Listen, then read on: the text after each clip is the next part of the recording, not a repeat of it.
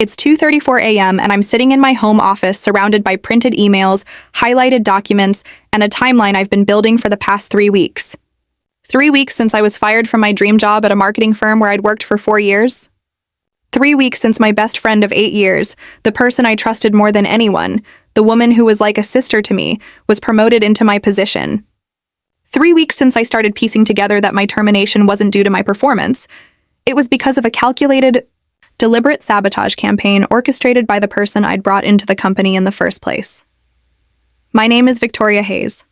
I'm 33 years old, and until 21 days ago, I was the senior marketing director at Morrison & Associates, a mid-sized but prestigious marketing firm in Chicago. I'd worked my way up from junior associate over 4 years, earned every promotion through late nights and successful campaigns, and was on track to make VP within the year. I had respect, a strong team, clients who specifically requested me, and a salary that finally made my student loans feel manageable.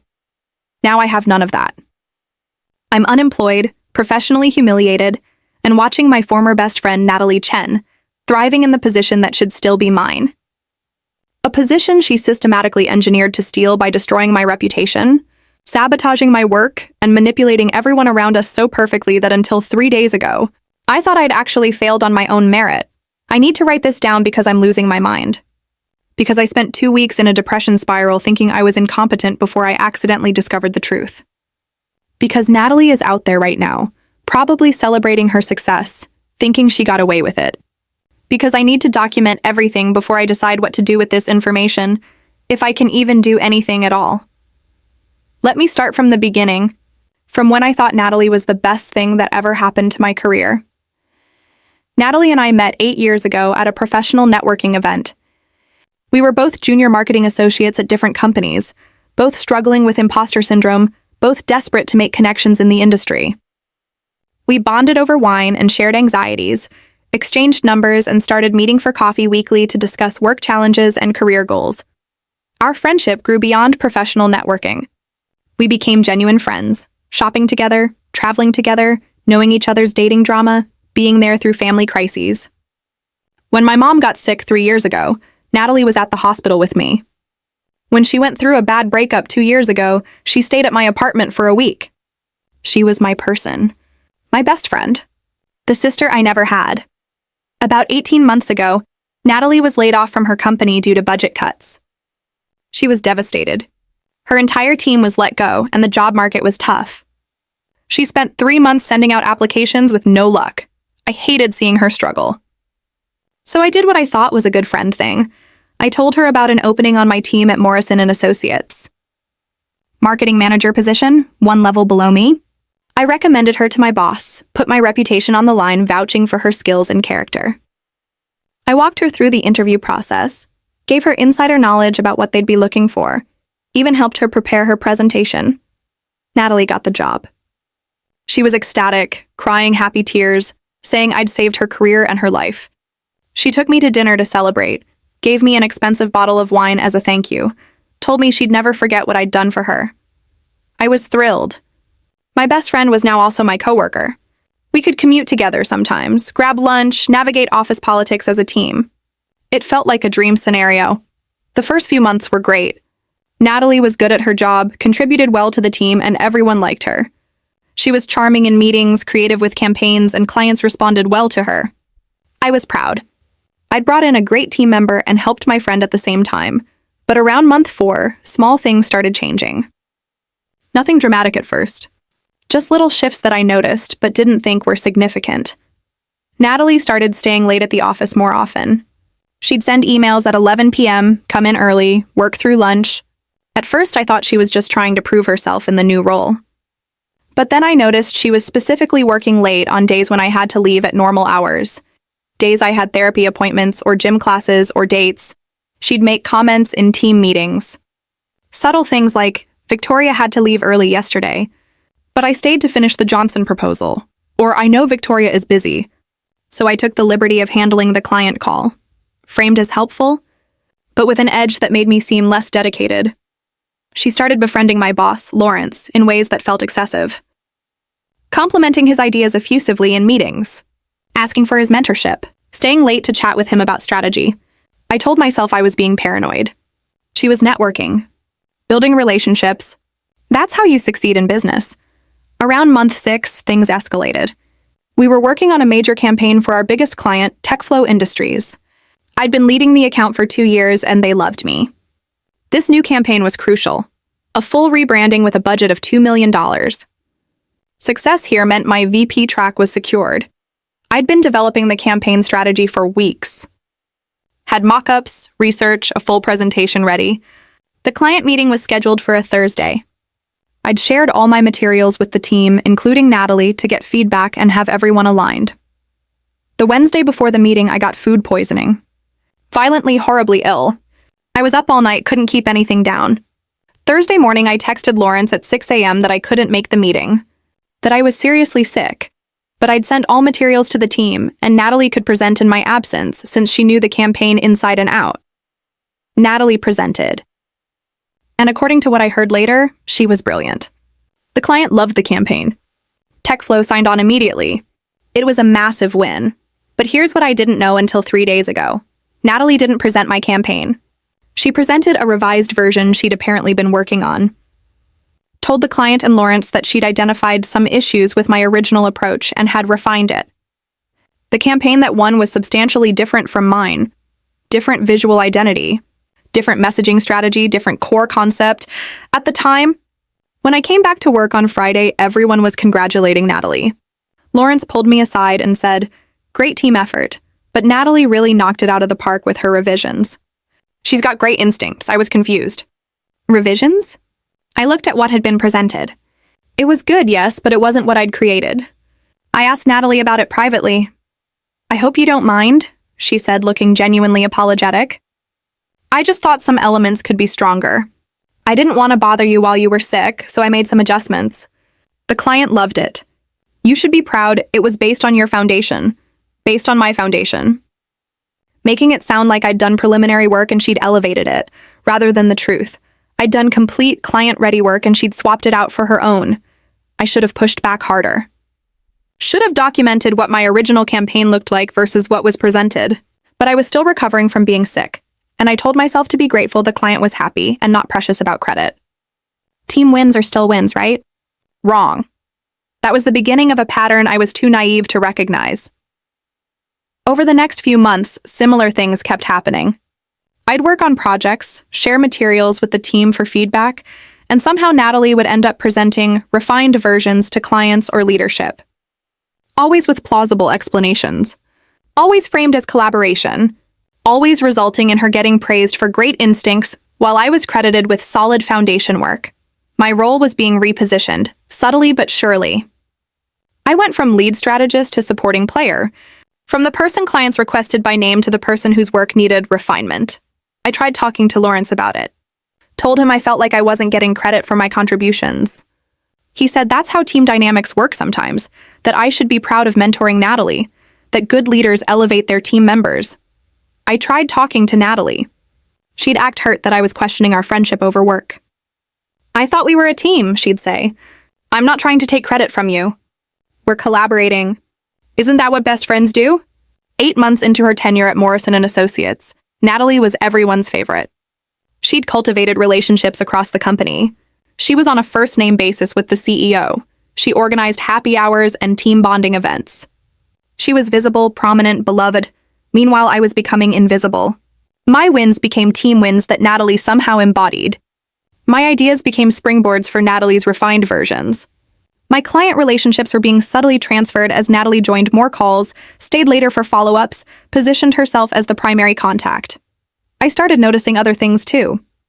Things that seemed unrelated but in retrospect were clearly connected. Documents I'd saved on shared drives would go missing. I'd spend hours looking for files I knew I'd created, only to find them in obscure folders or deleted entirely. "Oh, I must have accidentally moved that," Natalie would say. "Sorry, still getting used to the system." Meetings would get scheduled without me. I'd show up Monday morning to find out there had been a crucial client call Friday afternoon that I wasn't looped into. "We thought you'd left for the day," someone would explain. Natalie handled it. My calendar would have mysterious conflicts. I'd go to schedule important meetings and find random blocks of busy time that I hadn't put there. Turned out Natalie had access to my calendar as my direct report and was making mistakes in scheduling. Emails I'd send wouldn't reach their recipients. "Did you send me that report?" Lawrence would ask. I never got it, but it would be in my sent folder. Later, I discovered Natalie had created email rules that redirected certain messages to spam or deleted them entirely. She claimed it was a technical glitch she was unaware of. 10 months in, I was called into a meeting with Lawrence and HR. My stomach dropped. "This couldn't be good." "Victoria," Lawrence started, looking uncomfortable. "We need to discuss some performance concerns." Performance concerns? I'd been killing it. Or thought I had. He pulled out a document. A list of issues. Missed deadlines. Client complaints. Quality concerns. Unprofessional conduct. I was stunned. What deadlines did I miss? Which clients complained? He went through the list. A proposal for client Anderson Corp. That was supposedly 3 days late, except I'd submitted it on time.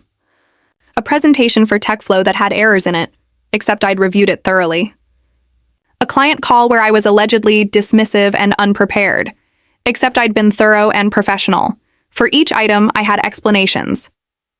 But Lawrence had documentation, emails showing late submissions that I hadn't sent, version histories showing errors in documents that I hadn't made, notes from clients that seemed fabricated or taken out of context. "I don't understand," I said. "Someone is framing me." "This isn't accurate, Victoria," the HR rep said gently. "I know it's hard to receive critical feedback, but we have concrete evidence of these issues. We're putting you on a performance improvement plan. You'll have 60 days to address these concerns. A PIP, the corporate kiss of death." I left that meeting in shock. I called Natalie crying. She was sympathetic, outraged on my behalf. "That's so unfair," she said. "You work so hard." "I'll talk to Lawrence, tell him what an asset you are." I was grateful. My best friend had my back, except she didn't. Because 3 days ago, I found out Natalie was the one who'd orchestrated the entire thing. The 60 days of the PIP were hell. Every project I touched seemed to have problems. Clients I'd had great relationships with suddenly had complaints. Work I'd done carefully would have mysterious errors when it reached leadership. Deadlines I'd met would be marked as late. I was drowning. Working 70-hour weeks trying to prove myself while watching everything fall apart. I lost weight.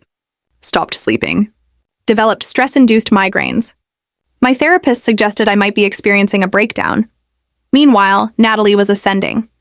She was given larger accounts, more responsibility, public praise from leadership. She'd expressed sympathy to me in private while thriving publicly. 3 weeks ago, I was called into Lawrence's office. The HR rep was there again. I knew what was coming. "Victoria, we're sorry, but we have to let you go. The issues from the PIP haven't improved. In fact, some have gotten worse. We think it's best if we part ways." I was fired. 4 years of work. Gone. I was given 2 weeks severance, told to pack my desk that day, and escorted out by security like a criminal. I was devastated. Humiliated. I went home and stayed in bed for 3 days. I'd failed. I'd lost my dream job. I was apparently incompetent and hadn't even realized it. A week later, I saw the LinkedIn post. Natalie had been promoted to Senior Marketing Director, my exact former position. The post was celebratory, thrilled to announce my promotion. Grateful to Morrison and Associates for this opportunity and for the trust they've placed in me to lead this amazing team. Comments poured in congratulating her. No mention of me. No acknowledgement that she'd taken my job. Just Natalie's triumph. I felt sick. But I told myself to be happy for her. She'd earned it. She'd been performing well while I'd been failing. This was just how it worked sometimes. Then, 3 days ago, everything changed. I got a call from Elena, a junior associate on my former team. We'd always had a good relationship. She asked if she could meet me for coffee. Said she had something she needed to tell me. We met at a cafe across town. Elena looked nervous. She ordered her coffee, sat down and said, "I need to tell you something about what happened. But I'm scared. If anyone finds out I told you, I'll lose my job." "What are you talking about?" I asked. Elena took a deep breath. "Natalie set you up. Everything, the missed deadlines, the client complaints, the errors in documents. She orchestrated all of it. My blood ran cold." "What?" "I didn't realize it at first," Elena explained. "But I worked closely with both of you, and I started noticing things didn't add up. Documents you'd finished would have changes made after you submitted them. Emails you'd sent would somehow not reach people. Client notes would be altered. I thought I was paranoid, but then I caught Natalie in your office one night after you'd left. What was she doing? Using your computer. She knew your password. I think she'd watched you type it or something. She was in your email, your files, everything. When I walked in, she jumped and closed the laptop. Said she was just borrowing your charger. But I saw what was on the screen. She was in your sent mail. Elena pulled out her phone, showed me a photo she'd secretly taken that night. It was blurry, but clear enough. Natalie at my desk, my computer screen showing my email inbox. I didn't know what to do, Elena continued. I was scared to say anything. Natalie had become so powerful in the office. But then when you got fired and she got your job, I couldn't stay quiet anymore. It's not right. Elena had more. She'd been quietly documenting things over the past few months. Screenshots of version histories showing when documents were edited and by whom. Email metadata proving messages had been redirected or deleted. Calendar logs showing who'd made changes to my schedule. I spent the next 3 days going through everything Elena gave me and cross-referencing it with my own records. And the picture that emerged was damning. Natalie had been systematically sabotaging me from month 4 of her employment. Every accident, every mistake, every technical glitch was deliberate.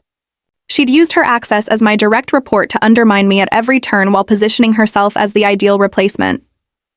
The campaign I'd lost credit for? She'd presented her own version after explicitly telling me to stay home sick. She'd even called me that morning to check on me and insist I rest, ensuring I wouldn't try to dial in. The documents that went missing?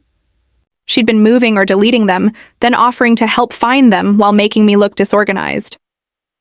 The calendar conflicts? She'd been creating fake meetings in my calendar so I'd miss important discussions. The emails that didn't reach recipients? She'd set up rules in my email to redirect or delete specific messages, especially time-sensitive ones. The client complaints? She'd been having sidebar conversations with clients after calls, subtly undermining things I'd said, planting doubt about my competence, positioning herself as the more reliable contact. The errors in documents? She'd been making changes after I'd submitted final versions, introducing mistakes that would be attributed to me. The missed deadlines? She'd been changing due dates in shared project management systems after I'd submitted work, making it look like I'd been late. Everything. Every single thing that had gone wrong during my PIP was Natalie's doing, and the most gut-wrenching part? She'd documented all of it as evidence against me. The same sabotage she was committing, she was reporting to Lawrence as my failures. She'd built an entire case for my incompetence using problems she'd created. I sat at my kitchen table looking at the evidence and I couldn't breathe. My best friend, the woman I'd brought into the company, the person I'd trusted completely, she'd destroyed me, not in a moment of opportunity or jealousy, not as a reaction to a fight or betrayal, but as a calculated long-term plan.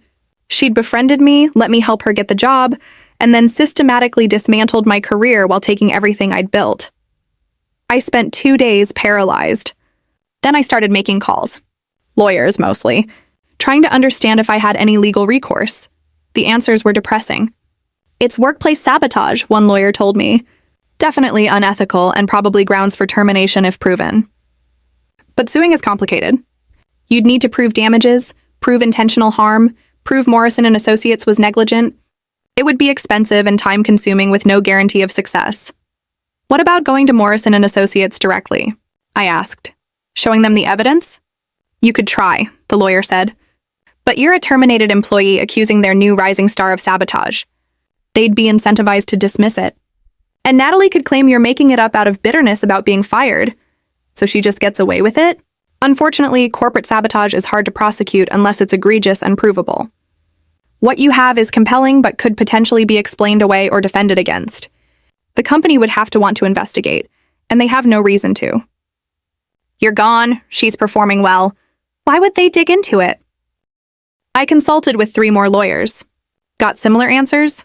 I could try to sue for wrongful termination, but proving it would require depositions, discovery, possibly years of litigation, and I'd be going up against a company with corporate lawyers while unemployed. The practical reality is that Natalie might face no consequences. She destroyed my career, stole my job, and is thriving. And there's very little I can do about it. I've been obsessing over why. Why would my best friend do this? We weren't competing. I'd helped her. I'd been nothing but supportive. Why systematically destroy me? I think I figured it out. Natalie didn't want to work for me. She wanted to be me.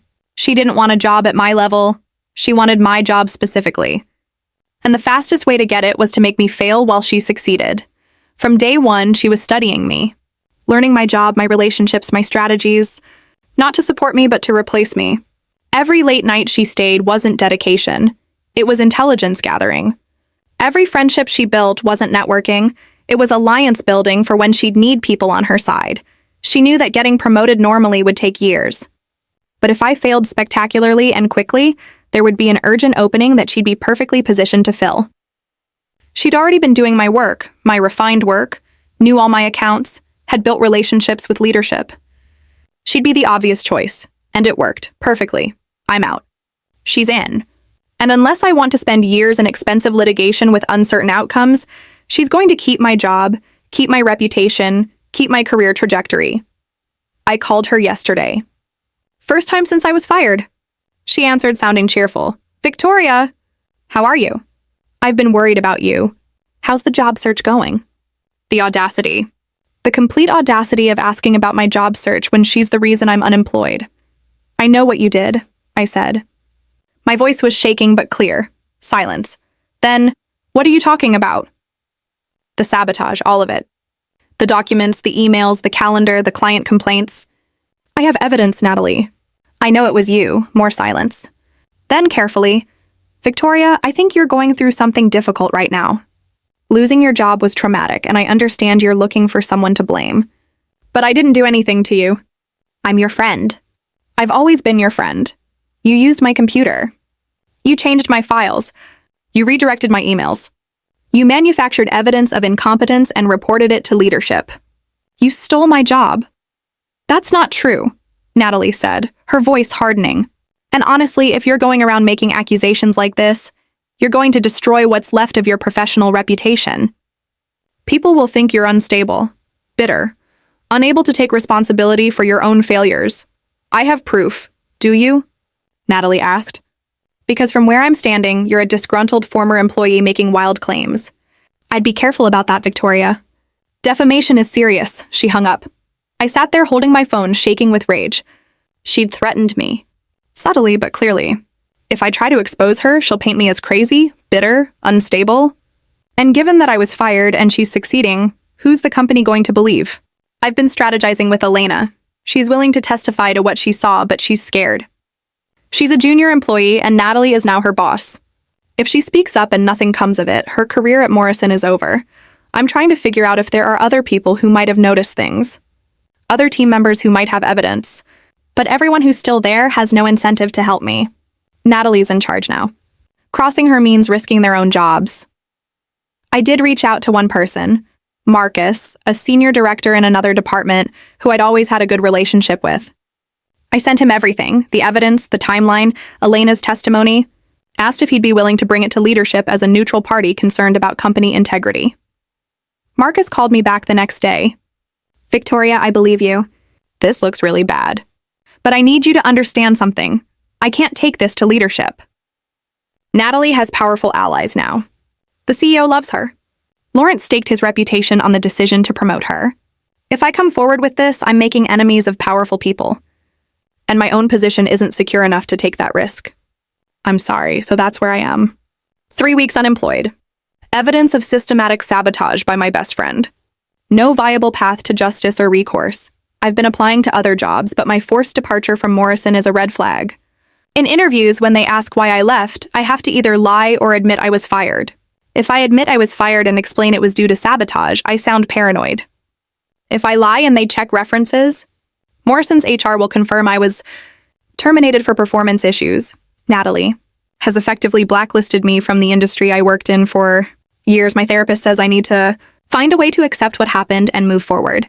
That holding on to anger will only hurt me, not Natalie. That sometimes bad people win and good people lose, and that's just reality. But how do you accept that? How do you move forward knowing that someone you loved and trusted destroyed you deliberately, succeeded in every way, and will face no consequences? I've been having revenge fantasies. Exposing her publicly on LinkedIn. sending the evidence to the CEO, going to the press, finding a way to make her pay for what she did. But every scenario ends the same way. She denies it, frames me as bitter and unstable, and suffers no consequences while I look worse. The rational part of my brain knows the best revenge is moving on and rebuilding.